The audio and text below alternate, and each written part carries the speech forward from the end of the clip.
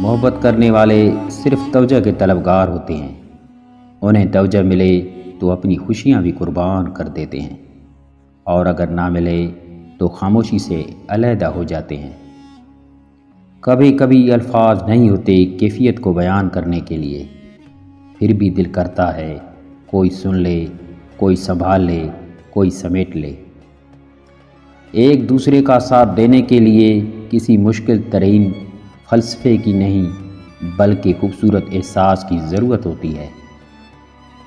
ملنے اور بچھڑنے کے راستے ہمیشہ ایک جیسے ہی ہوتے ہیں، بس صرف فرق اتنا ہے کہ ملنے میں مدتیں لگ جاتی ہیں اور بچھڑنے میں کچھ لمحے۔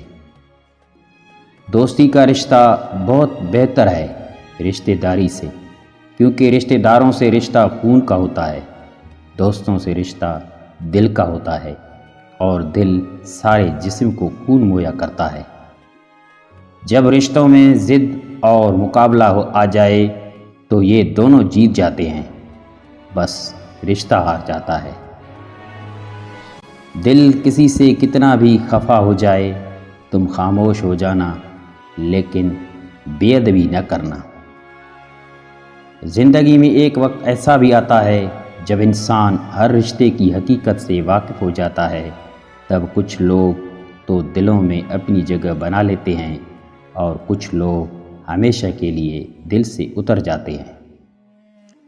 انسان مایوس اور پریشان اس وقت ہو جاتا ہے جب وہ اپنے رب کو راضی کرنے کے بجائے لوگوں کو راضی کرنے میں لگ جاتا ہے۔ اچھی نیت سے ہماری زندگی میں بے شمار آسانیاں خود بخود آ جاتی ہیں، ناگہانی آفتیں ٹل جاتی ہیں، اور رب ہمیں بہت بار گرنے سے پہلے ہی تھام لیتا ہے۔